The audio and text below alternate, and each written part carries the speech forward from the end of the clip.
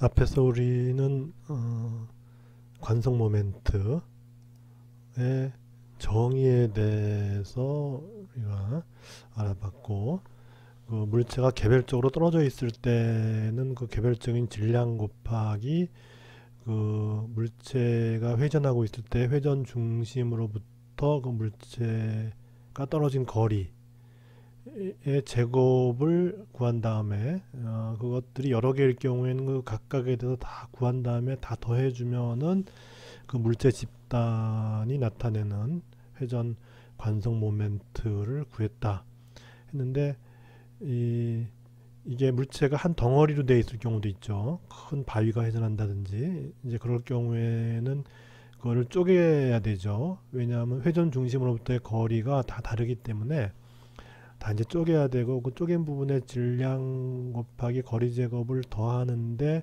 이런 식으로 해갖고는 안 되고, 이제 그와 같은 연속체의 경우에는 이제 적분을 한다 그랬어요. 그래서 적분하는 그 예는 다음 절에 나와 있어요. 이게 이제 10장 5절인데 10장 6절에 나와 있는데, 일단 이 결과 그와 같이 이제 연속체에 대해서 적분했을 때 결과에 대해서는 여기 5절에 나와 있고, 계산 방법은 6절에 나와 있는데, 일단 하여튼 결과 보고 나중에 6절에서 계산을 하면 될 것 같아요. 그래서 이제 중요한 것이 지금 바로 이제 예에서 나온 것이 요 둘의 비교인데, 이제 막대가 있어요. 막대가 회전하는데 회전 중심은 막대의 질량 중심. 그러니까 막대가 이제 균일한 이제 밀도를 가진 막대다 그러면 질량 중심은 가운데 있죠. 길이가 L이면 2분의 L인 지점에 한쪽 끝에서부터 2분의 L인 지점에 중심이 있고, 이것에 대해서 돌릴 때 요 회전축에 대한 요와 같은 그 회전체의 회전 관성 모멘트는 12분의 1 ml 제곱이에요. 그래서 이거 전체의 질량이 물론 m인 거죠. 그죠? 그 다음에 이 길이가 L이에요.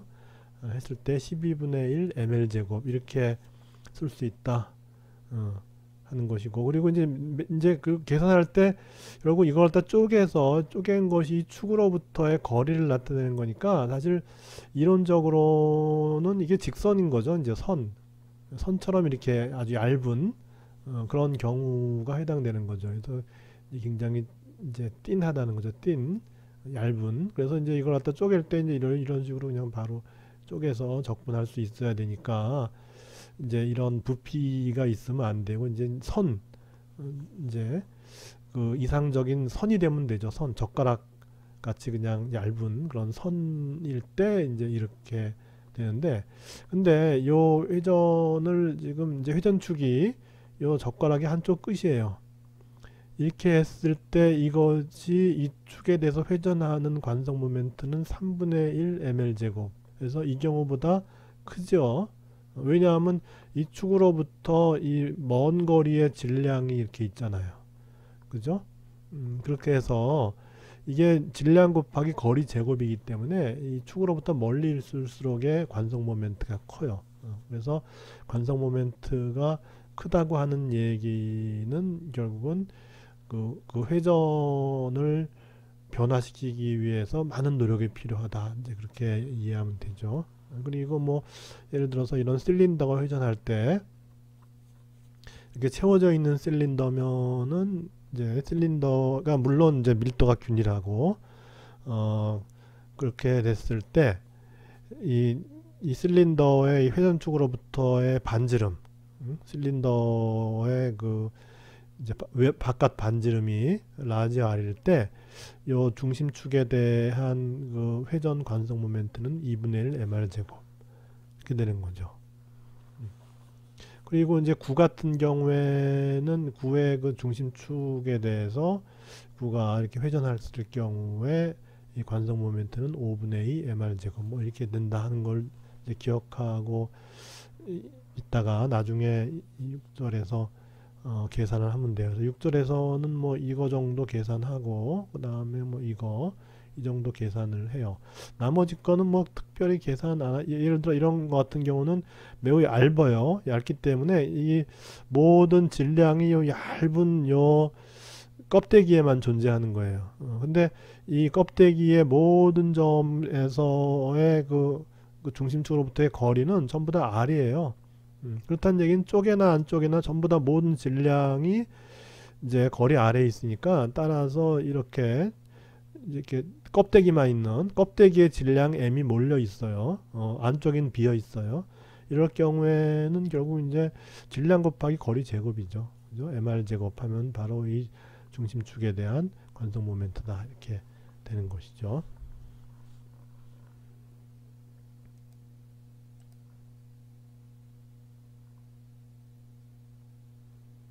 그래서 거기 이제 문제가 있는데, 그 문제를 일단 하고서 그 다음 절로, 이게 아직까지 10.5절인데, 일단 관성 모멘트에 대해서 계산하기 전이니까 관성 모멘트가 있다고 생각하고서 이제 우리가 이런 회전 운동에 대해서 계산을 할 것인데, 이거는 지금 이제 한쪽에 이렇게 고정돼 있고, 이쪽을 붙잡고 있다가 이쪽을 붙잡고 있다가 손을 이제 치워요. 치우면 얘가 이렇게 회전 운동 하겠죠.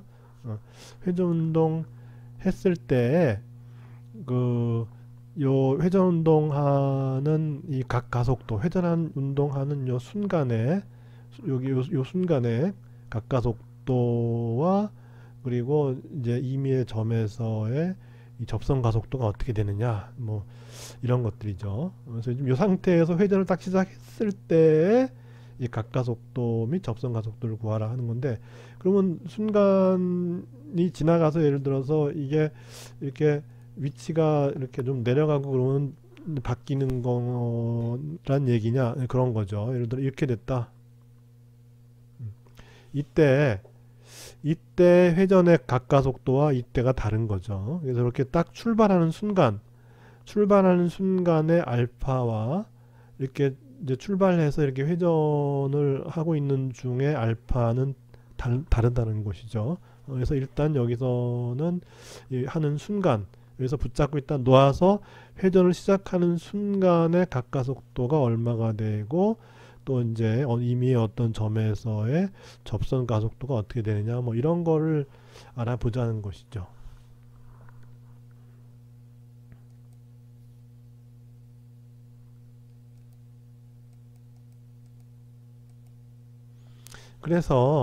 그래서 일단 회전이니까는 이제 토크를 구해야 되는데, 이게 물체가 이렇게 이제 하나의 그 덩어리로 이렇게 분포하고 있죠. 덩어리로 분포하고 있는데, 우리가 센터 오브 매스의 운동에서 봤듯이 결국은 이 물체의 무게는 센터 오브 매스에서 작용한다고 볼 수 있어요. 그죠? 그래서 이 물체의 질량이 m이라 그러면은 이 물체는 이제 중력을 받죠. 중력을 받는데 그 중력이 작용하는 작용점은 요 질량 중심에서 요 물체의 중력이 작용한다. 그래서 물체의 질량이 m이고 중력 가속도가 g니까 요 센터에서 이렇게 이제 물체에 대한 그 외부의 중력이 작용한다 하는 거죠. 그래서 이제 토크가 R 곱하기 F잖아요, 이렇게. 근데 요 F가 바로 이제 물체의 전체 질량 곱하기 중력 가속도, 이렇게 된다는 거예요. 그렇게 되는 거예요. 그렇게 되고, 요 순간에는 이제 그 R 벡터가 여기서 여기까지 되는 거죠. 작용점 여기까지 되고, 여기서부터 힘이 이제 이렇게 작용하는 거죠. 그죠? 그래서 R 벡터는 요 회전의 중심에서부터 여기까지 향하는 벡터로서 방향은 지금 이제 이쪽 방향이고, 그다음에 크기는 이 전체 길이가 L이니까는 R 벡터의 크기는 2분의 L이 돼요. 그죠? 그 다음에 F는 뭐냐면 mg고, 그 다음에 이렇게 움직이는 순간은 R 벡터와 F 벡터가 서로 수직하기 때문에 사인 90도 해서 이제 결국 이제 저기 각도에 대한 그 벡터는 없죠. 그렇게 되고, 이제 토크 벡터의 방향을 굳이 구한다면은 이제 R 벡터가 이 방향이고 F 벡터가 이 방향이니까 나사를 돌리면 이렇게 돌아가는 거니까 시계 방향이죠. 그러니까 토크 벡터는 이렇게 안쪽으로 들어가는 방향의 토크 벡터를 얻게 된다. 그래서 그 토크 벡터의 크기는 mg 곱하기 R 벡터의 크기, 즉 2분의 L 이렇게 되고 방향은 이 지면 안쪽으로 들어가는 방향이다. 이렇게 되는 거죠. 그렇게 되는데 이거 이퀄 관성 모멘트 곱하기 각가속도죠. 그래서 이게 각가속도 A가 아니라 알파예요. 알파. 그죠? 알파. 그래서 각가속도 알파는 그 저기 관성 모멘트 I 분의 알자 토크 타우 이렇게 그래서 이제 여기서의 알자 토크는 결국 이제 요 힘에 의한 토크 하나밖에 없죠. 그래서 mg 곱하기 2분의 l이고 그 다음에 회전을 할 때 회전축이 여기 있죠. 여기 회전축이 여기 있고 이것에 대해서 이 막대기가 회전하는 건데 바로 직전에 회전축이 막대 한쪽 끝에 있을 때 그때 이 막대의 회전축에 대한 회전 관성 모멘트는 3분의 1 ml 제곱이다 그렇게 얘기를 했었어요. 그죠? 그렇게 해서 이걸 계산하면은 2L분의 3G 즉 각가속도는 요 출발하는 순간 2L분의 3G가 돼요. 그죠? 그렇게 되고 그 다음에 또 하나 물어보는 것이 요 끝에서 요 끝 지점에서의 접선 가속도는 어떻게 되느냐 하는 거죠. 접선 가속도. 그러면 접선 가속도라고 하는 거는 뭐냐면 R 곱하기 알파니까 R이라고 하는 건 이제 요 중심으로부터의 길이인데 여기서부터의 여기까지 길이는 이제 L이에요. 그죠? 그러니까 접선 가속도는 이 여기까지의 길이 끝까지의 길이 L 곱하기 알파 하면은 요 점에서의 접선 가속도가 나오는 거예요. 그죠? 그래서 L을 곱하니까 2분의 3G 해서 결과가 나왔는데 이걸 가만 보면은 2분의 3G라고 하는 거는 중력 가속도 즉 9.8m/s 제곱의 1.5배예요. 그러니까 이렇게 떨어뜨릴 때 이 점에서의 접선 가속도는 자유낙하 시의 이 가속도인 G보다 더 커요. 그러니까 자유낙하는 그 물체보다 더 빠른 가속도로 1.5배의 가속도로 여기 이제 이렇게 떨어지는 거죠. 그래서 만약에 요 끝에다가 동전을 이렇게 하나 올려놨다면 어떻게 될까요? 동전 올려놨어. 떨어진다. 그러면 이 동전과 이건 서로 분리된 거니까 떨어진다 하면 어떻게 돼요? 동전은 G라는 가속도로 떨어지는데 요 끝부분은 G의 1.5배로 떨어져요. 그렇게 되면 어떻게 돼요? 동전과 요 막대는 분리가 되겠죠. 근데 만약에 여기에 동전이 있으면 어떻게 될까요? 여기에 동전이 있으면 그때는 L이 어떻게 되죠? 이 길이가 여기 R이 2분의 L이잖아요. 그죠? 2분의 L 곱하기 요거니까 결국 이제 이 중심에 여기 가운데 있을 때 AT는 4분의 3G가 되죠. 그죠? 그렇게 되면은 이 동전이 자유낙하하는 건 G인데 이게 떨어진 게 4분의 3G니까 요 동전이 요 막대기에 붙어서 움직이겠죠. 떨어지는 순간에. 그죠? 그렇게 해서 요쪽 사이드에서는 동전이 붙어서 움직이고 여기는 분리가 되는데 그러면 딱 일치하는 G가 되는 점이 있겠죠. 어딜까요? 중심으로부터 3분의 2 되는 지점이겠죠. 그죠? L이 그러니까 이제 접선 가속도를 구하는 요 지점이 요 중심으로부터 3분의 2L 되는 지점이라면은 그러면 이제 2분의 3L의 역수로서 3분의 2L이니까 어떻게 돼요? 그 지점에서의 접선 가속도는 정확히 G가 되니까 거기까지는 붙어서 가다가 그죠? 3분의 2G 그러니까 요게 3분의 2L 되는 지점 요게 이제 3분의 2L 되는 지점에 동전을 올려놓으면은 동전의 자유낙하 가속도나 요 지점에서의 접선 가속도나 똑같으니까 거기까지는 어떻게 붙어서 갈 텐데 그보다 바깥쪽으로 나가면은 결국 접선 가속도가 g보다 크니까 동전과 막대가 분리가 되죠. 그죠? 이제 그런 이제 현상이 벌어지고, 그리고 이제 만약에 이게 이렇게 회전을 해서 이만큼 오면 어떻게 될까요? 이만큼 오면 그때는 토크가 이거보다 작아지죠. 왜냐하면 지금은 토크가 R이 이렇게 되고 F가 이렇게 돼서 서로 수직이니까는 이게 토크의 크기가 맥시마이즈가 되는데, 이만큼 내려오게 될 것 같으면은 이제 R 벡터는 이제 이 방향이고, 이제 이것의 무게는 항상 수직으로 작용하니까 그러면 두 개가 각도가 생겨요. 이렇게. 그죠? 그러니까 R 벡터와 mg 벡터, 즉 F 벡터 사이에는 이제는 90도가 아니라 각도가 생겨요. 그렇게 되면 어떻게 되죠? 요각보다 작아지죠, 토크가. 그죠? 그렇게 하다 나중에 이렇게 여기까지 오면 어떻게 되죠? 여기까지 오게 되면은 이제는 R 벡터도 이렇게 되고, 그 다음에 mg 벡터도 이렇게 돼서 R 벡터와 mg 벡터의 각도가 제로가 되니까 따라서 토크는 0이 되는 거죠. 그러니까 요 지점에 있을 때가 토크가 최대가 되다가 점점 토크가 줄어드는 거죠.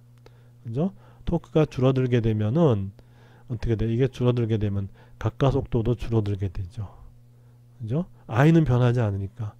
I는 회전 축에 대한 관성 모멘트인데, 축에 대한 요 막대기의 그 길이 모양은 변하지 않으니까 I는 안 변하죠. 근데 요 이제 토크가 변하니까 따라서 각가속도가 점점 줄어든다 하는 이제 것이죠.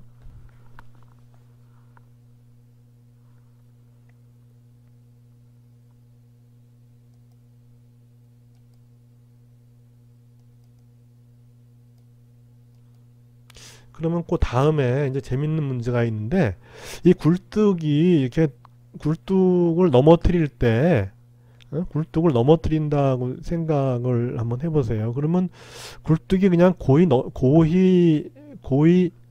넘어갈 거냐 하는 거죠. 굴뚝을 넘어뜨린다고 했을 때, 요 굴뚝이 그냥 순순히 그냥 넘어갈 거냐 하는 이제 그런 그 문제예요. 근데 보면은 굴뚝이 이제 쪼개질 수가 있다는 거죠, 중간에. 근데 그 이유가 좀 전에 했던 이제 그 각가속도가 점점점 이제 그 위치마다 변하는데, 우리가 좀 전에 그렇게 그 수평 위치로 놓았다가 그걸 릴리스 할 때, 그때는 각가속도가 그 이제 그 요것이 이제 이렇게 수평 위치에 있다가 이렇게 놓게 되면은 요 수평 위치에 있을 때가 각가속도가 최대죠. 최대였다가 이게 갈수록의 각가속도가 줄어들어서 아까 요 위치에 왔을 때는 이제 각가속도가 0이었어요. 그죠? 근데 이거는 이렇게 서서 시작한다는 얘기는 이거와 마찬가지죠. 이거와 마찬가지로 이렇게 서서 시작하는 거예요. 이렇게. 그러면 이제 예를 들어 여기도 이 경우는 어떻게 되냐면 이제 무게중심이 여기 있고, 그래서 이제 중력이 이렇게 작용할 것이고, 다음에 R 벡터는 어떻게 돼요? 여기서부터 이렇게 가니까 두 벡터가 서로 180도의 각도가 되는 거예요. 그러면 사인 180도는 0이니까 이렇게 서 있을 때는 이제 토크가 0이 되고, 따라서 각가속도가 0이에요. 그러다가 얘가 이제 기울어지기 시작하면 어떻게 되죠? 이렇게 기울어지기 시작하면은 이제는 R 벡터가 이렇게 되는 데 반해서 이제 중력이 이렇게 작용해서 이제는 180도가 아니죠. 그죠? 각도가 생겨요. 그렇게 되니까 토크가 점점점 증가해요. 토크가 점점점 증가한다는 얘기는 각가속도가 점점점 증가하죠. 타우는 I 알파니까 토크가 증가한다는 얘기는 각가속도가 증가한다는 얘기고, 각가속도가 증가한다는 얘기는 접선 가속도도 증가한다는 얘기예요. 그죠? 그러다가 어느 시점에 가게 되면은 드디어 이제 이 지점에서 좀 아까 얘기했듯이 이제 접선 가속도가 g보다 작다가 이렇게 좀 기울어질 때는 처음에 각가속도가 0이니까, 각가속도가 0이면 접선 가속도도 0이었어요. 0이었는데 이제는 이게 쭉 기울어지면서 이제는 이제 각가속도가 점점점 증가해서 접선 가속도가 증가하니까는 어느 시점에서 이 이제 가속도의 이쪽 아래쪽 성분이 이 자유낙하 가속도보다 더 커질 수가 있죠. 그죠? 그런 어떤 상황이 될 거예요. 접선 가속도 점점 증가하니까 접선 가속도도 점점점 증가하게 되니까 이 접선 가속도의 이쪽 성분이 점점점 증가하다 보면은 접선 가속도의 이 수직 성분이 g보다 커지는 순간이 있을 거예요. 그렇게 되면은 자유낙하보다 더 빨리 지금 내려가야 되는 거니까 어떻게 돼요? 이게 끊어진다는 거죠. 이렇게. 그런 얘기예요. 그래서 이제 접선 가속도가 점점점 증가하는데 어느 순간에 이 접선 가속도의 이 수직 성분이 이것의 자유낙하 가속도보다 더 커지는 그런 시점이 되면은 이제 더 빨라져야 되니까는 이제 끊어지게 된다. 그리고 이 접선 가속도는 당연히 이 바깥쪽으로 갈수록의 접선 가속도가 커지는 거니까. 그래서 아까 우리가 이 앞 문제에서 이 접선 가속도가 g가 되는 그 시점에 대해서 얘기를 했었죠. 그래서 g보다 이제 작을 때는 동전이 올라가 있지만은 접선 가속도가 g보다 커질 때는 결국은 그 동전과 그 바가 분리가 된다. 이렇게 얘기를 했었죠. 그렇게 해서 이 접선 가속도와 이 중력 가속도의 그 차이가 중요한 역할을 하게 되는데 이게 이제 굴뚝이 기울 때도 마찬가지로 이 접선 가속도가 점점점 커지게 돼서 그것의 이 수직 성분이 이 자유낙하 가속도 g보다 커질 때는 그때는 더 빨리 떨어져야 되니까 이게 이제 부러진다 하는 그런 거죠. 그래서 그런 현상들이 실제로 이제 보여서 그런 현상들을 설명할 때 이렇게 설명을 해주면 되는 것이죠.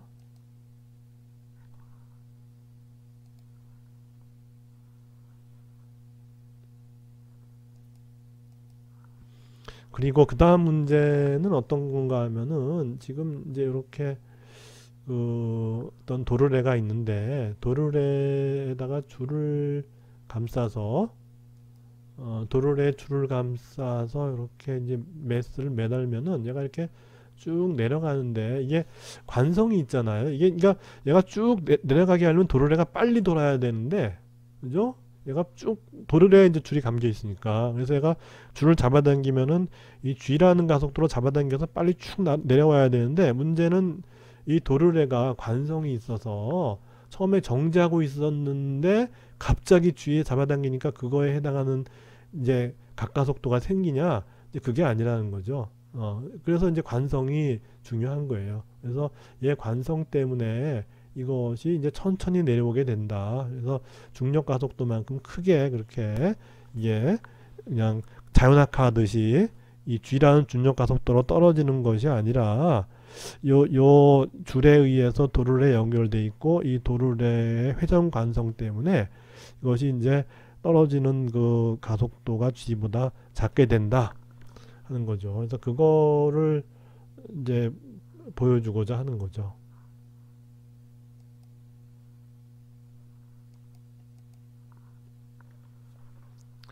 그래서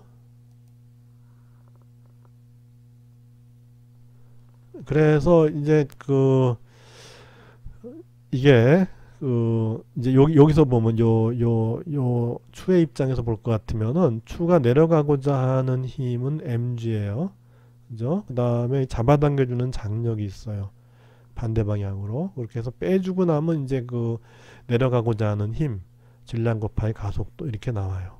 그래서 이제 가속도, 내려가고자 하는 가속도는 이렇게 되는데 여기서 이제 모르는 게 t가 얼마인지 모르죠. 그래서 이 t를 구해야 되는데 t는 어떻게 구하냐 하면은 우리가 이제 요게 내려가려면 요 도르래가 회전해야 돼요. 회전하려면 회전 토크가 있어야 되고 토크는 요 도르래의 관성 모멘트. 아까 우리가 실린더의 경우에 어떻게 됐죠? 실린더의 경우에 요 실린더의 반지름이 r이면은 2분의 1 mr 제곱만큼의 회전 관성이 있다 그랬잖아요. 이제 그런 식의 관성 모멘트가 있는 거죠. 그래서 그 관성 모멘트 곱하기 각가속도 하는 것이 바로 요 t에 의해서 이제 만들어진 이 토크가 되는 거죠. 그리고 요 t에 의한 토크는 t는 지금 여기서 이렇게 접선 방향으로 작용하고 회전 중심은 여기죠. 그러면 토크라고 하는 거는 아까 앞에서 우리가 r 벡터 곱하기 f 벡터 이렇게 정의를 했는데, 요 r 벡터라고 하는 거는 회전 중심으로부터 t가 작용하는 점까지의 위치 벡터죠. 그죠? 그러니까 r 벡터는 이게 되는 거예요. 요게 이제 r 벡터 이렇게 되는 거고, 그리고 이제 t가 작용하는 점에서 t가 이렇게 작용하니까 이 r 벡터와 t 벡터는 서로 수직해요. 그죠? 그렇게 해서 이 타우 벡터의 크기는 바로 요 r 벡터의 크기는 바로 요 도르래의 반지름이죠. 그죠? r이죠. 그다음에 이제 힘 F는 바로 이 장력 T죠. 그죠? 곱하기 사인 90도 해서 그냥 이 토크의 크기는 RT가 돼요. 그죠? 그렇게 해서 우리가 이제 요 장력 T에 의해서 요 회전 중심 O에 대한 토크는 결국은 요 T까지의 요 길이, 즉 이 도르래 반지름 곱하기 요 장력의 크기가 되는 거죠. 두 벡터의 각도는 90도니까 그렇게 되고, 그것이 바로 I 곱하기 알파죠. 이렇게 되니까 결국은 이제 각가속도 알파는 I분의 TR 이렇게 돼요. 그죠? 그래서 지금 일단 여기 요쪽 부분의 요 추 부분의 이퀘이션에서 요게 나와서 요 이제 t를 우리가 알게 되면은 바로 이제 내려가는 운동을 하는 요 추의 그 가속도가 나오는 것이고, 요 t라고 하는 거는 지금 우리가 이 각가속도와의 관계가 바로 이제 요것의 요 회전 도르래의 관성 모멘트 I분의 TR 이렇게 되고, 그리고 이 각가속도와 요 가속도와의 관계, 다시 말해서 회전 각가속도와 요 선형 가속도의 관계는 바로 이 회전할 때 가속도하고 요서의 접선 가속도와의 관계나 마찬가지죠. 그죠? 다시 말해서 여기서의 가속도가 여기서의 가속도죠. 왜냐하면 줄은 그냥 다 연결되어 있으니까. 따라서 결국 요 가속도라고 하는 거는 요 도르래의 회전 각가속도 곱하기 요 점에서의 회전 중심에 대한 거리를 곱해주면 되죠. 그죠? 그래서 요 회전하는 요 점에 대한 회전 중심까지의 거리는 바로 도르래의 반지름이니까, 따라서 이제 요 점에서의 그 접선 가속도는 각가속도와 이런 관계가 있는 거죠. 그죠? 결국 이제 요 물체가 내려가는 가속도라고 하는 거는 바로 요 점에서의 접선 가속도나 마찬가지고, 접선 가속도는 각가속도 곱하기 반지름, 회전 반지름 이렇게 하면 되는 거니까 이렇게 하면 되죠. 그죠? 그렇게 해서 결국은 이제 알파가 I분의 TR이니까 알파 대신에 I분의 TR을 곱하고 거기다가 R을 곱한 거, 즉 I분의 TR 제곱이죠. 그죠? 자, R 곱하기 알파인데 알파가 I분의 TR이니까 따라서 R 알파는 I분의 TR 제곱이 되고, 그것이 바로 A니까 따라서 우리가 요식에서 a 대신에 i분의 tr 제곱이 되고 그 다음에 그거 이퀄 m분의 mg 마이너스 t 이렇게 되니까 여기서 이제 더 이상 모르는 거는 t 하나밖에 없죠. 나머지 반지름 알죠. 관성 모멘트도 우리가 이제 주어진 값이죠. 다 한데 여기서부터 t를 구하면 돼요. 그죠? 요식으로부터 t를 구하면 돼요. 그래서 t를 구했더니 이렇게 나왔어요. 그죠? 그래서 그렇게 나온 t를 갖다가 또 여기다 다시 집어넣으면은 그러면 a가 나오죠. a가 나오고 그 나온 t를 갖다가 여기다 집어넣으면은 각가속도 알파가 나오죠. 그래서 이렇게 해서 그리고 이제 이 줄의 장력도 구했고 이 내려가고자 하는 이 선형 가속도도 구했고 그다음에 각가속도도 구했어요. 그런데 이 선형 가속도를 보면은 자연낙하 가속도보다 분명히 작죠. 왜 작냐? 이 관성 때문에. 그래서 이 관성이 있기 때문에 따라서 이것이 내려가고자 하는 이 가속도, 이 물체가 밑으로 내려가고자 하는 가속도는 이 물체의 자연낙하 가속도보다 당연히 작아야 되는 거죠.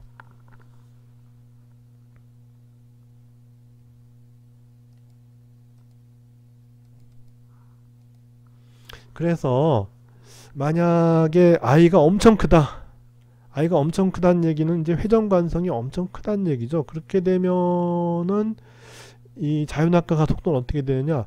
i가 엄청 크니까 이 분모가 엄청 크니까 자유낙하의 가속도는 이제 굉장히 느리겠죠. 그죠? 굉장히 느린 어떤 그러니까 이게 무한대로 커진다 그러면 이제 가속도는 0이죠. 못 내려가는 거죠. 붙잡아서 못 내려가는 거고 그때 줄의 장력을 볼 것 같으면은 i가 엄청 크니까 이게 0이 돼버리니까 그때 장력은 mg가 돼요. 그러니까 이게 mg로 내려가고자 하는데 mg로 붙잡아 주니까 못 내려가는 거죠.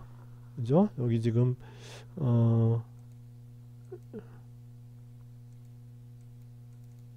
여기에서 지금 이 물체 무게 mg로 내려가고자 하는데 그러면 이제 이 장력이 그걸 이제 못 내려가게 잡아주는 건데 관성 모멘트가 엄청 크면은 그러면 이제 t가 mg가 되니까 내려가고자 하는 힘도 mg인데 못 내려가게 잡아 끄는 힘도 mg니까 서로 평형이 돼서 어떻게 돼요?